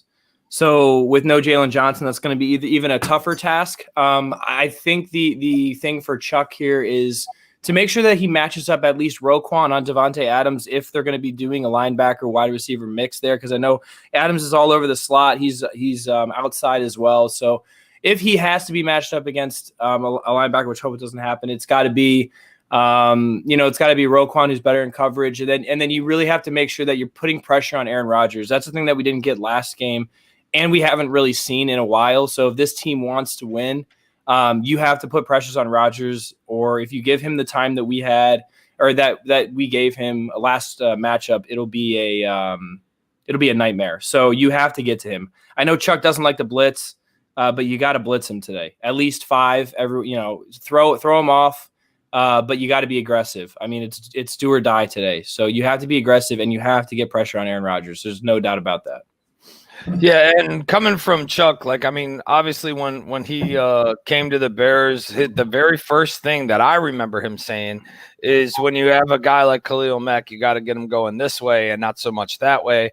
And we've seen him kind of back off of that and back off of the attack style of defense and play that soft zone and kind of sit back, man. Like we just not even 5 minutes ago, we had the clips of Mike Glennon marching downfield on us. This defense, I mean, we feel obviously needs to step it up front. They need to get that pressure. They need to get the sacks going, and it'll do. Obviously, it's going to help Duke and Vildor. With the whole Duke and Vildor situation and Jalen being out, man, it's going to be tough for. Or it's going to, I mean, it could possibly be easy pickings for Rodgers to kind of pick on those guys, right, and get after it. Something that we had talked about was the moving of Fuller. Do you see Fuller moving, just like staying on Adams, or do you see him doing what they always do and just keeping him on his side, man? I don't know. I mean, you would like to see Fuller on him all game, but judging how it's gone week to week, you have to imagine that you're going to get the rookies on him at some point in the game. So yeah. It'll be tough. Obviously, if you could have Fuller on him the whole game, that's easy. But based off how the entire season has gone and the defense with Chuck has gone the past, 2 years, I would imagine that we're going to be seeing the rookies on him a couple times. And we're just going to have to – the safeties are just going to have to help over the top. I mean, that's the only thing that, you can ask for. It's going to be tough. It's going to be a tough matchup. I mean, at the end of the day, you got to get to Aaron Rodgers. I think if you get to Aaron Rodgers, he's not even going to have time to see Devontae Adams. So – you got to somehow create pressure, make him uncomfortable in the pocket, and then, you'll be able to solve that Adams issue. Yeah, for sure, man. Badger, I know you're up, man. What you got? I was going to say, okay, go ahead. Throw this in there real quick, man, because it's something that we have to pay attention to, man. It comes down to being a lot more than just Fuller just being on Devontae Adams. A question is being called in of height. You saw what happened last week. Kendall Vildor had perfect coverage on DJ Shark, but DJ Shark is all of 6'3", 6'4". Kendall Vildor is all of 5'10". Devontae Adams might be the shortest wide receiver the fucking Packers have. You look at Allen Lazard, he's 6'5". My man played tight end while he was in college. Equinemius St. Brown is another one. He's another 6'4", 6'5" type of receiver, and he plays the slot. You got what's my other Marquez Valdez Scanlon? Yeah, 6'4", 6'5". As much as we want to see Fuller just shadow Devontae Adams, it might not end up in our favor because I just don't see. I don't see them doing it, KB. I just don't see them changing what they, moving Fuller around. I don't think that's his game. It's not something you've seen anybody do with him really since he's come into the league. Maybe early in his career, but it's basically one side of the field. That's what Fuller does. Yeah. But Austin, I want to ask you, man. So you sit here and you look at this defense, man, and you got some young guys now that are going to have to step up, which the last couple of weeks they've done. Obviously, the ball placement from Glennon last week on the throw to DJ Shark. Vildor did his best to make a play. Obviously size is a big issue. I think the thing that concerns me a little bit more is, so let's say we're able to shut down the receivers. Well, who's left to cover Robert Tonyan, who's having a phenomenal year? from that tight end position. Yeah. Obviously, Roquan is a great possibility, but the Packers like to move quick, especially in third and short situations and whatnot. They're going to get up to the line, call a quick play, and you don't have the ability to sub out. Is Trevathan as big of a liability as I feel he could be if he's covering Robert Tonyan? Yeah, and I think especially depends if they have Tonyan going across the middle. But you guys know how they are on that third and short play, whether it's quick or not. They got maybe 3 plays that they go to on those hurry up plays, those short plays, and then most famously it's those pick plays where the 2 inside guys go out. Aaron just rolls out and hits them for a yard gain, and they easy first down. So you have to be able to defend that first. But Trevathan, how Trevathan always in coverage is going to be tough. So if Trevathan is in coverage, it's just, I feel like it's just bound to happen. So if they're just going to have to, I guess, roll with the punches at that point. If they get stuck with Trevathan covering, there's really nothing that they can do. He's going to get burned. Maybe Khalil Mack can chip at the line. That'll help a little bit, or whoever, if he's on Quinn's side. But it's going to be that'll probably be the toughest matchup of the day is Trevathan, whoever Trevathan's guarding, because we've seen Aaron pick on guys, Buster Screen, K. Witt last year. So if Trevathan's in coverage often, we'll probably see him pick apart Danny Trevathan. That's the whole thing with pressure, though. They have to somehow find a way to just make him uncomfortable. Otherwise, it's going to be hard to win the game. Yeah, for sure, man. Now, on the offensive side of the ball, right? Let's flip the script. I know you're a big Mooney fan, man. We're obviously all big Mooney fans. This kid has exploded onto the scene this year, dude. And now I honestly think that he's just better with Mitch. I think Foles is not either way. I just think the chemistry with Mitch and Mooney is a lot better than it was with Foles. What's your thoughts on this resurgence of this offense, man? And finally clicking. Is this something that Bill Lazor brought to the table? And is this something that we can see going well into the future? Or do you think that it's we'll just see what happens as time goes, man? Yeah. Being 25, this is the first time I've seen this offense or of any sort perform like this over the course of 4 to 5 weeks. So this has been like a really cool ride. And even if we obviously when we make the playoffs, but if we somehow don't make the playoffs, even enjoying these last 3 games, which have all been playoff games, it's been quite an experience. But obviously if they're able to keep this going into the playoffs, that's a team that nobody wants to see. But yeah, it seems like Lazor and Trubisky is the match that we've all been waiting for, which kind of obviously shows how Matt Nagy just doesn't have play calling ability. Just his scheme is pretty solid for the most part, but he just doesn't know how to put plays together that are going to work. He more throws shit at the wall and hopes it sticks.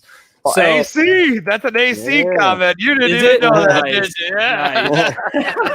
That's what it is, though. He's on the goal line. He's like, all right, let me take this and throw it at the wall. And then it's like, A-Rob off the field, Jimmy Graham off the field, Kmet off the field. You got 3 of your shortest wide receivers in the game pick against the Rams. So it's just, it seems like, I don't know, that I think Lazor's first game was the Packers game, I want to say. So it was a little shaky, but after that, it's been just rolling. He's been rolling with this offense. Obviously, he's got a feel. First game back too. Yeah, and Mitch is super comfortable. So the best part is for the first time in the Nagy area, we're seeing players get spotlighted in plays. That Darnell Mooney play for the touchdown last week where he came behind the line. That was a great play highlighting Mooney. They get Jimmy Graham in solo coverage. The same thing with A-Rob. You see the difference between Foles and Trubisky. Trubisky looks to A-Rob almost every time in the red zone, and I don't even think Foles barely looks at him. So it just seems like Lazor and Trubisky pairing is something that we've needed for a while, and Trubisky is needed for a while. So I actually think this game's going to be more I saw a comment earlier. I think this game's going to be more offense versus offense today. I don't know. I never thought I'd be saying that, but I've also the turnaround has been just insane. From the offense being the worst in the league and the defense being top 5, now it's it's just it's crazy. It's been a crazy year. After the Lions game, we were ready to fire everybody. Now we're talking playoffs, I know. Playoffs? 6 losses in a row, too. Just imagine. 6 losses to still finish over 500 would be pretty impressive. Yeah. Yeah. Hey, Awesome. I just want to piggyback off what you. Oh, go ahead, Mike. Sorry, KB. A quick question while we're on the offense. I think, going along with the, Lasers' new play calling, we've seen Montgomery emerge as a top 5, top 10 running back in this league. Part of the reason I think we've been able to do that is sustain leads and having leads in games. Green Bay has a tendency to jump out ahead. What's your confidence level that if Green Bay gets ahead today, that Montgomery, that they stick to the run, they don't give up on what's working?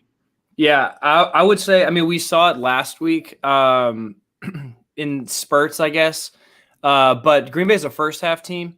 So if the Bears are able to keep it within maybe a touchdown, a field goal, that would be awesome. I would be very happy if they were down by a touchdown heading into the second half. But I think they start going away. I think Laser will commit to Montgomery until maybe, I would say about a quarter of the way through the third if they're down by 2 touchdowns. But that said, he's been doing so well. I think he's only behind Derrick Henry in yards the last 5 games, if I'm correct there. So ultimately, you don't even need to go away from David Montgomery, even when you're down by a lot. So, I mean, you're not going to give him a whole bunch of touches every drive, but I think you can still give him the ball and he'll get you yardage. But if the Bears can stay within a touchdown in the first half, and they can constantly move the ball, I'd be feeling really good about that second half. And especially if they're only down by a touchdown in the second half, Laser's going to run the ball and keep the ball away from Aaron Rodgers. And that's the other key today, is keep the ball away from the offense for sure. Keep the ball away from the Packers offense.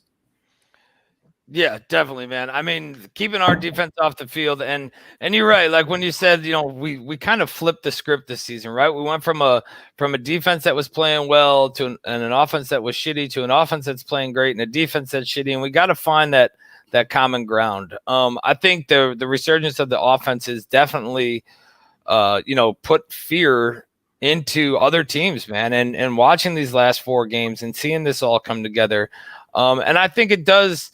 We kind of mentioned it earlier, but I think it does take away some of that paper tiger shit that was going on at the beginning of the season, and shows that this team can really come out and battle.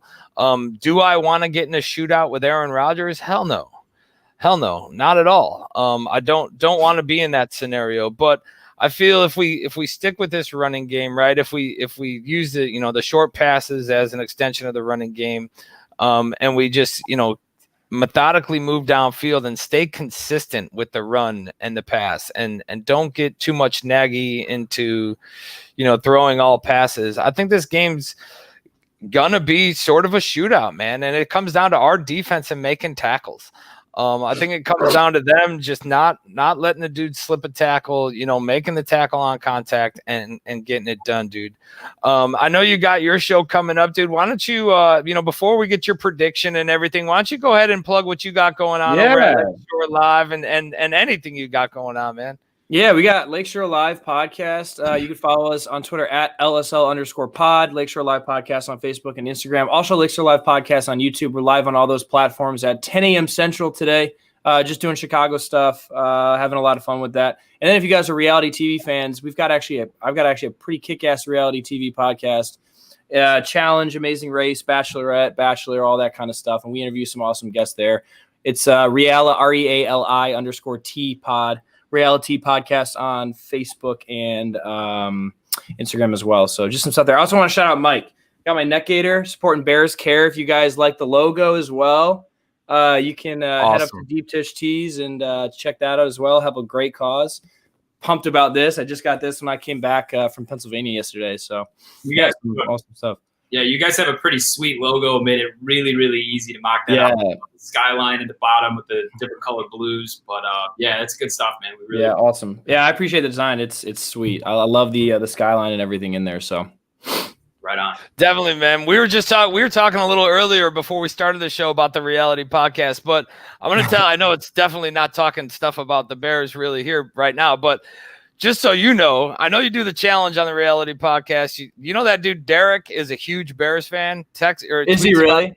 Tweets I didn't about even know Derek's a Bears fan. I didn't even know he's a Bears fan. Oh, he's from Chicago. Dude tweets about Trubisky all the time. So check him out. Maybe you can get him on the fucking reality and the Lakeshore Live. I don't know, man. All right. But let me get your bold prediction and then follow it up with a score prediction. And, for anybody in the chat, man, get over to and I need to find out, why is it Uncle Mike? But get over to @Uncle Mike 21 on Twitter. Well, your name's Austin. Who the fuck is Mike? So I made my Twitter account. I made my Twitter account in high school. I was a sophomore. And he and we were on the bus. I played volleyball in high school, and my teammate said I look like his Uncle Mike. And I literally made the Twitter account and made it @Uncle Mike 21. Never changed it since, because I started tweeting about Bears. I started getting followers. It's like I should probably change my handle. Nobody wanted me to change my handle. I do a poll like every 3 years, and people just like Uncle Mike. And the best part. The best part is when I interact with people and they call me Mike thinking my name is Mike. I think that's the best part about it. Absolutely. All right, man. Let's get your bold prediction first, and then we'll follow it up with a score prediction. Bold prediction first. It's tough because bold, I usually want to go on offense, but the offense has been so good lately. So bold pick, and this is kind of bold the way the season was going, but Eddie Jackson, I think, gets a pick today. I think Eddie Jackson has his best game of the season. He has to if the Bears are going to win this game. So I like Eddie to get a pick today, and possibly return it back to the house. But that's a bold one. And then the other bold game, I think the other bold prediction real quick, I think this game's going to go over 58, 59 points. I think it'll be right around 60 points for the game. The over is at 49.5 right now. If you're a betting man, I would take that. But I think this will be a pretty high scoring game. Awesome, man. And then, so you got obviously a Bears victory. How much are we? I know you said high scoring. How much are we walking away with this thing? Is it close? Are we biting nails at the end? Yeah, or it's a Santos field goal. 33-30 is what I have. 33-30. Well, Barflies, you heard it, Mike. See, I almost called you Mike. Uncle Mike, we appreciate you joining the show, Austin. Get over to @LSL_pod. Follow these guys, man. Great stuff going on all the time.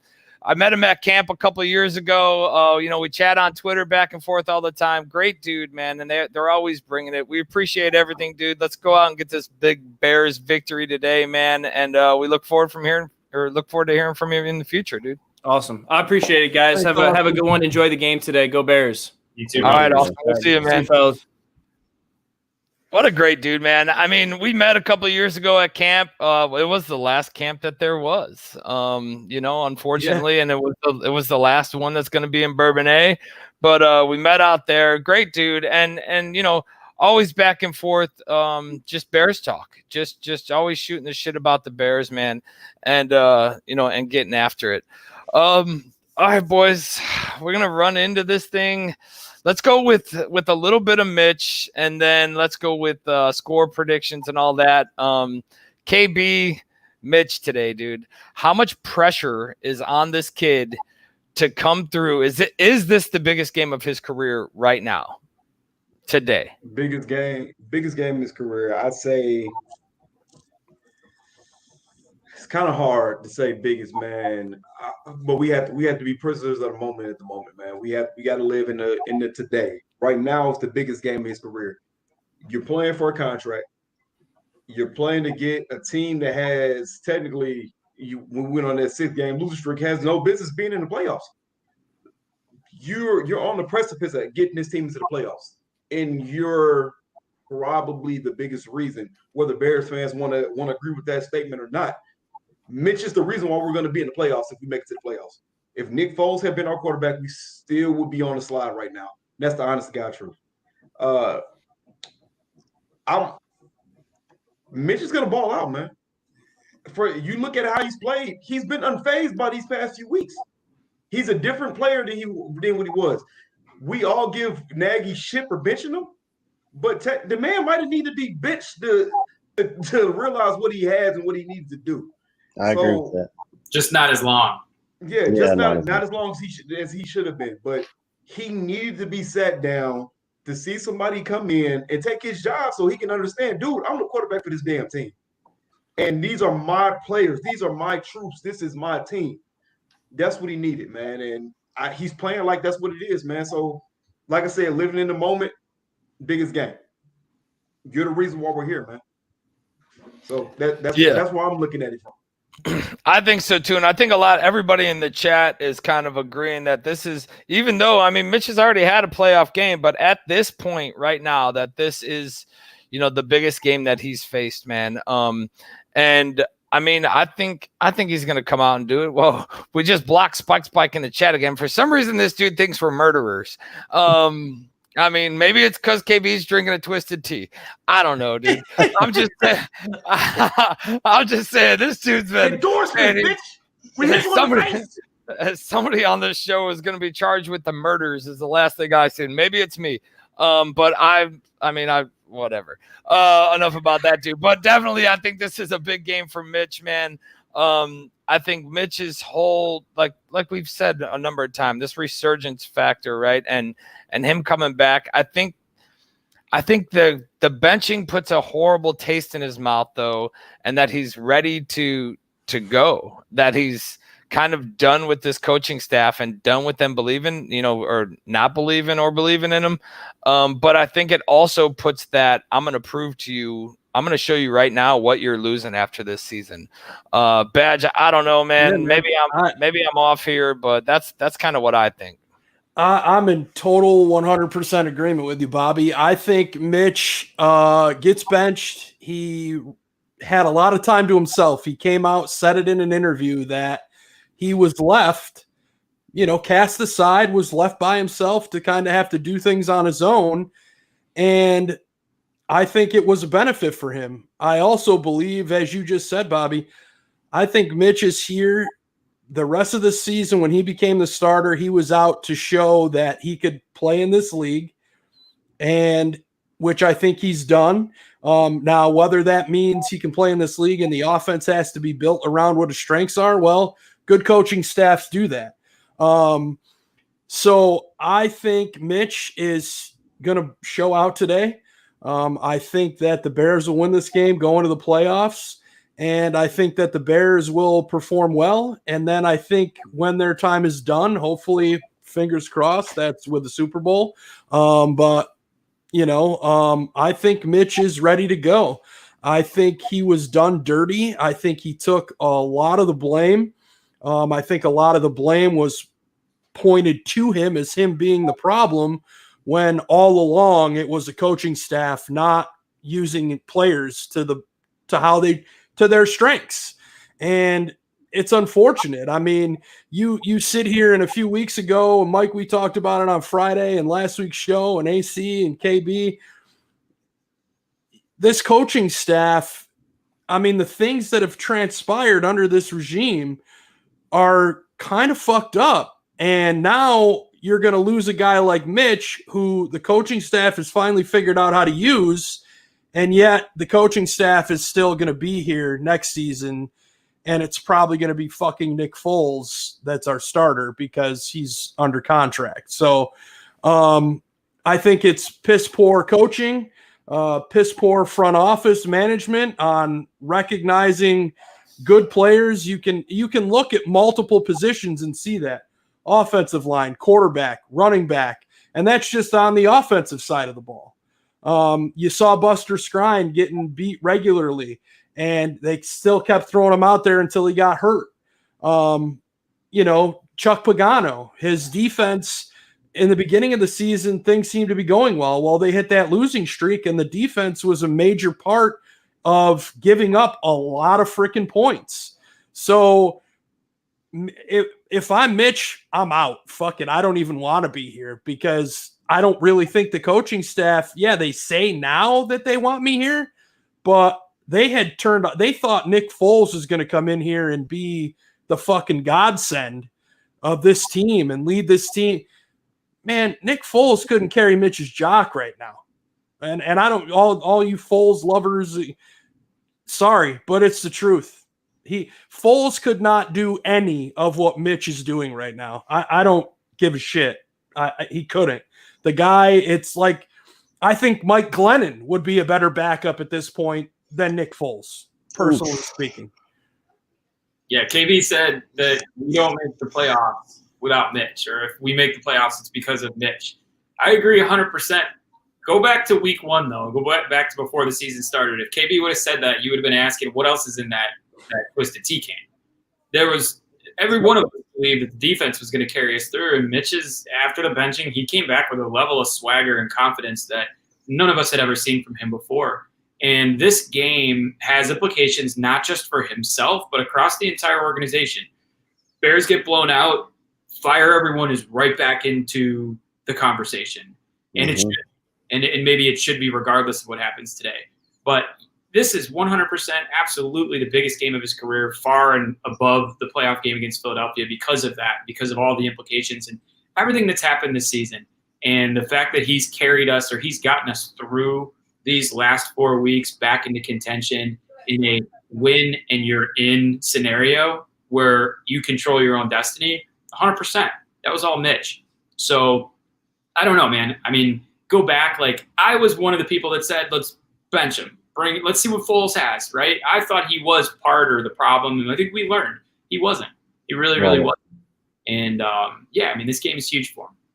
Yeah, I'm right there with you, Mike. Right after that interception against Atlanta, I tweeted, how long is the leash on Mitch Trubisky? And then the next offensive series, they brought in Nick Foles. He brought us back. And then, but to me, the issue was that they stuck with Foles for far too long. They saw that he wasn't athletic enough to do the things that he needed to do. And on top of that, he didn't have a competent play caller. Bill Lazor, Austin was talking about it, the way he stacks plays, running the ball, then run play action off of that, and running several plays out of the same formation to confuse defenses. We just didn't see that a lot with Nagy. If you saw any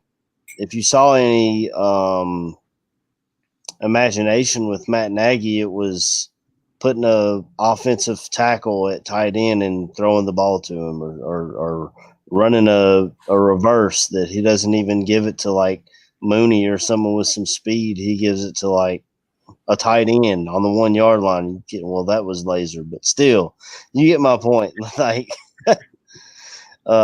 so all these factors factored in, and this is definitely, in my opinion, Mitch Trubisky's biggest game, because of all the things that we've said. KB talking about he's either playing for a contract extension with us, or this is a job interview for wherever he goes next year, hopefully. I mean, this is what we're going to do, GMAC here. I'm going to trade Nick Foles to either Indianapolis or Philly, and then we're going to take that money to restructure a contract for Mitch Trubisky for a 2-year contract. And we're going to draft a guy in the second round to back him up. Hopefully Mac Jones will fall to us. Yeah, I mean, we're definitely going to be have to find out what the hell we're doing next, man. If we can't get him to stick around or whatever. I feel like this whole Chicago narrative has flipped back and forth. But I feel after this last month, right, that people are willing to keep him, and you see a lot of people trying to keep him. All right, before we get into bowl predictions, score predictions, and all that, we're gonna raffle off this signed Allen Robinson football, and in honor of what the Bears are doing today for Gale Sayers, we're gonna do it with a Gale Sayers trivia question. So the first person to answer correctly in the chat will win. So the question is, okay, I just wanted to make sure that there was nothing else in there. I just had to open up the other chat. Rookie touchdown record. Gale Sayers scored how many touchdowns his rookie season? It's still a record from 65. And how many of them were rushing and how many of them were receiving? First person to get that right. So I need the total amount, and then rushing and receiving will get the Allen Robinson autograph football, badge of honor football, and with the Mr. Badge of Honor. Let's kick it over to you, dude. Give me some bold predictions, score predictions, and whatever else you got. All right. So my bold prediction is that Mitchell Trubisky will lead the Chicago Bears to the playoffs and shake all the demons off in today's game. I think Mitch will have a phenomenal game. I really believe that he is a different player. at this point, and that with Bill Lazor calling plays, he's calling plays to the strengths of Mitchell Trubisky. I think Mitch Trubisky will throw 4 touchdown passes today against this Green Bay Packers defense. My score prediction is that the Bears, and I'm kind of thinking I was along the same wavelength as Austin. It's funny. Our points were off for each team by a point. I'm going Bears 34-31 in today's game.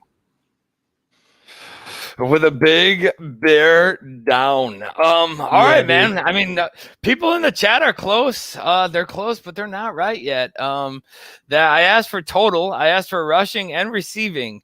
Rushing and receiving's total is not going to add up to the total because he had 2 on special teams. So people need to get a little closer. Let's go over to Mr. AC, Aaron Current, score prediction, bold prediction. What do you got, dude? Man, I'm step for step with Austin and Badge over there. This is going to be a big offensive game. My bold prediction, man, Austin already said it too.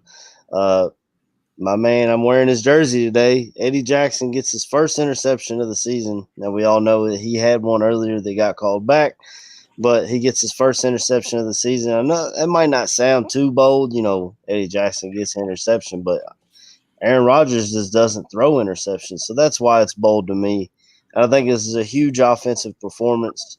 I was right with them with 33-30, 34-31, but I'm going to go even higher. I'm going to say the Bears win 38-35, and Cairo Santos hits a last-second field goal to beat the Pack. Ooh, that's step. Is it wrong that I don't want that? I mean, Cairo's been lights out. I've got confidence in Cairo. Bears to have Cairo Santos is better than Robbie Gould. Yeah, okay. Yeah, I mean, as right now, you're not wrong. I think we have a winner, gents. I think we have a winner in the chat here. And magically, it's QB1. QB1 with his knowledge and knowing it.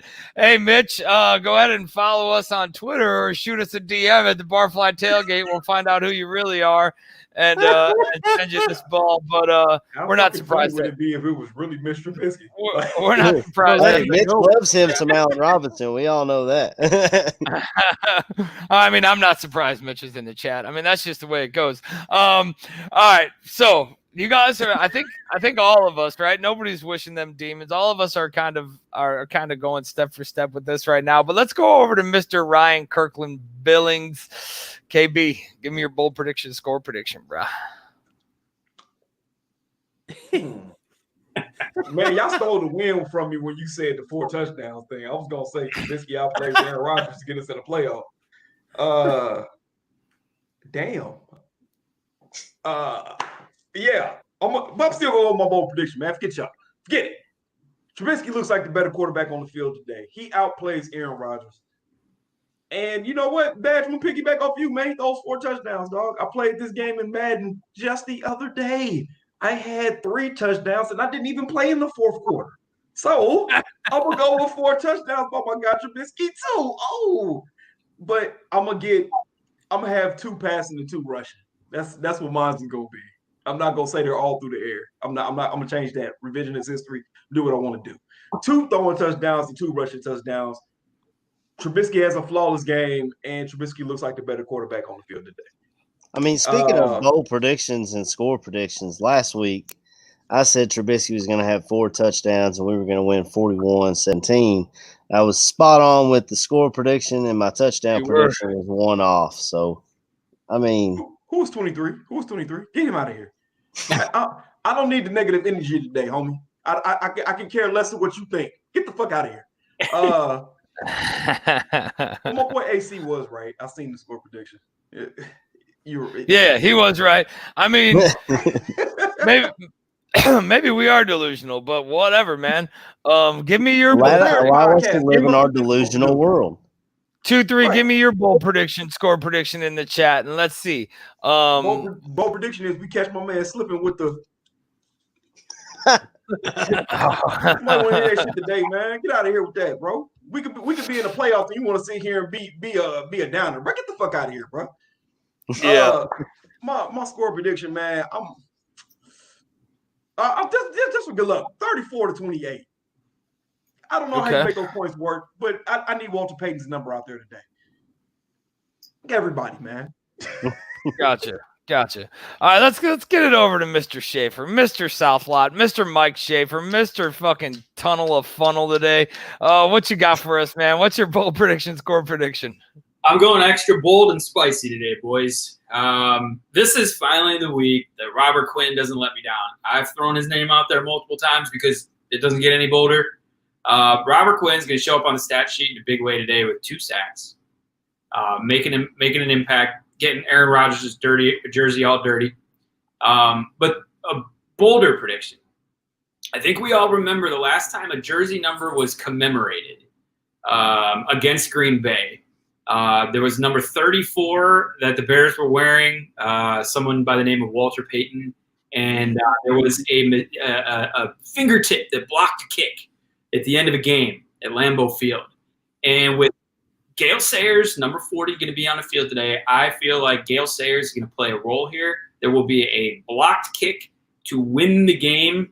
I'm with you boys in the 30s. In fact, Badge took my score, 34-31. I'm going to stick with that score, 34-31, and the Bears are going to win. The Packers are going to have an opportunity to tie the game late with that kick, and there's going to be a hand sent from the heavens. Might be Gale Sayers' hand. I don't know. And the Bears are going to win the game. So blocked kick to win. Robert Quinn with 2 sacks, and the Bears are victorious, 34-31. And we're going to the playoffs, boys. To the playoffs. All right, here we go. We got a couple people in there. Who the hell is Robert Quinn? That was asked. There's a few questions.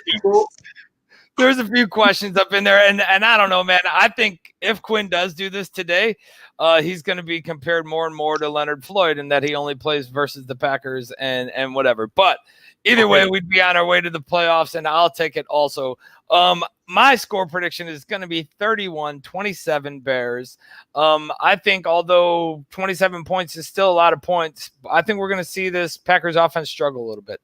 I think this Bakhtiari thing, him being out, I think they're going to struggle a bit, and I think we're going to see a frustrated Rodgers back there. Bold prediction, I'm going to say I'm going to go with Mitch a little bit, right? But I'm going to say that the Bears have over 200 rushing yards, and Mitch carries 50 of them.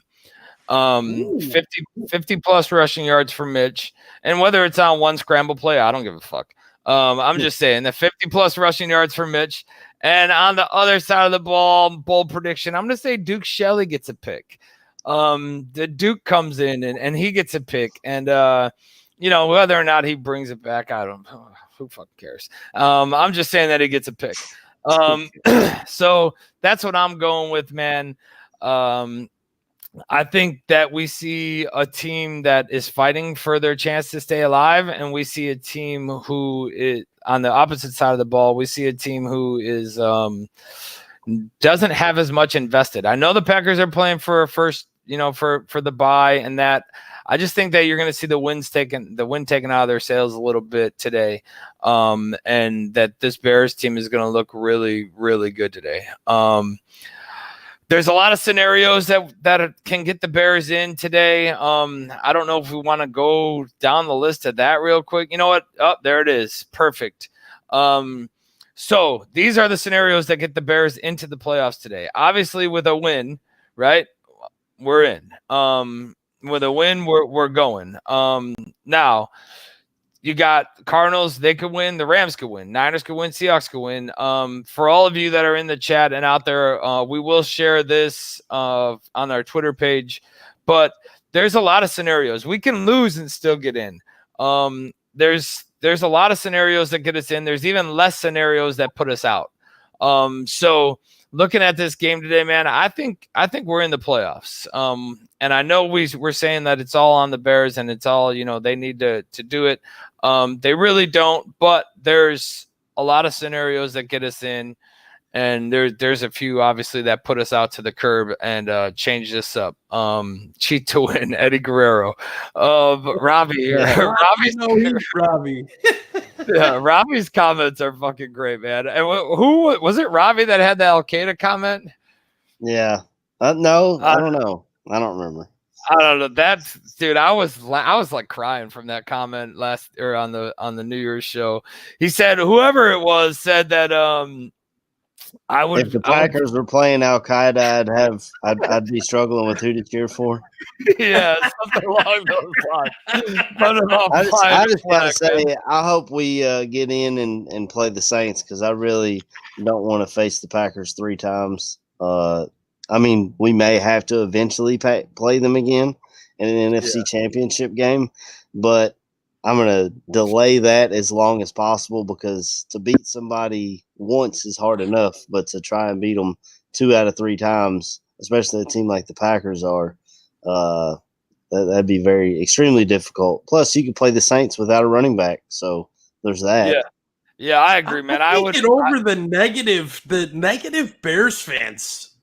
Like, what the fuck are you watching the show for, or watching the Bears for? If you're counting them out, like, get the fuck out, get out. It's fucking maddening to me, you fucking phony fans. Hey, bye. There goes AC. All right, boys. Once around the room for shout outs, and then we'll get out of here. Anything you got, Mike? We'll start off with Mike. Mike, we know you got to get going. You got a little trip to make here, but what you got, brother? Yeah, our guest today, Terrence and Austin. Thanks for hopping on with us. Everybody in the chat that's been so active, specifically the people that have stayed positive and like our takes. But yeah, all Bears fans that are out there, what a season we've been through together, the ups and the downs. Let's get a W today. Absolutely, man. I love that. Like, specifically the guys who are positive and like our takes. So Mike's like, if you didn't like the takes, fuck off. That was perfect. Mr. Ryan Kirkland Billings, shout outs, man. What you got? Shout out to the positive fans. And to be honest, man, I don't care what y'all feel. Fuck the fans that aren't positive. That's how I feel today. All right, very well. You got that twisted T hitting over there, man. Right? Yeah, getting him already. Yeah, I really don't mind though. Like I just don't like the ones that are super like negative and the ones that are whatever, right? But the dudes who are saying, hey, let's do this, let's do that. The guy like Hy Johnson that Dr. Phil made this show. I don't even know Dr. Phil. That's the one. Isn't he like a mental doctor? Yeah, he's a big. He had anything to do with podcasting. He's a fat bald white guy who tells kids that they're fucked up and whatever. All right, over to Mr. Aaron. The show, huh? You should go to that other network then. Dr. Phil is never. Where he is. Mr. Aaron Current, what you got, man? Shout out to y'all, man. Let me come on here every week and do my weekly therapy session and talk about some Bears football. Shout out to Terrence and shout out to Austin for hopping on with us today. 2 awesome guests. Shout out to everybody in the chat, whether you're watching us on YouTube or Facebook, or are we on Twitch? I don't even know anymore. But shout out to everybody sticking through this tough year. Not only with what's going on the field with a 6-game losing streak, but off the field with COVID. I hope everybody's made it through this year with great health and for them and their families. Let's get this dub today, man. Bear down. Damn straight, man. I think, dude, shout outs. I don't know. Let's just get this thing going today, man. Shout out to everybody who joined us today. Terrence and Austin, appreciate you guys, man. And then everybody in the chat. And I don't care. Bring your hate, bring whatever, man. I really don't care. Like, if you're going to bring something, just at least have an opinion. Don't get your ass, like, you get roped into shit and you think this guy's bad or that guy's bad because somebody told you, and watch it for yourself. Go take a fucking look at it. And go from there, man. Obviously, we're doing a Bears show. Of course, I'm going to believe in the fucking Bears. There was some tough seasons in the John Fox era. when we were doing this. You know what I mean? And I still wanted them to pull through and still wanted them to do it. I don't put any money on this show's prediction. Now, what the fuck ever. Of course, I want the Bears to win. If you don't want them to win, I don't know what you're doing. If you're a fan who thinks that, like, you know, hey, we can lose out and get the pick, go cheer for the Jaguars. Otherwise, man, let me check this private chat real quick and make sure I'm not missing anything before I wrap things up here. Nope, we good. Make sure that, you know, we got this 4 o'clock game, 3 o'clock game, depending on where you're living. There's going to be a lot of games to watch, man. There's going to be a lot of scenarios. So make sure you're staying tuned. Bear football at halftime will get you through some of that. So we'll get to the halftime show. Bear football right back here, and then the post-game show. Hopefully this team is on their way to the playoffs. The post-game show is either going to be really great or really upsetting. And, you know, we'll go from there. But thank you. Either way, tune in to see live reaction. Yeah. I mean, yeah, for sure. And, you know, we'll go from there, man. But we need this today. I need everybody to, after this show is over, to go say a little Bear prayer and you know, get us to these playoffs. Boys, thanks for joining us. And I'll see you next week for playoffs. And we're going to leave this thing with a fat ass bear down. Bear down. Bear down. Green Bay sucks.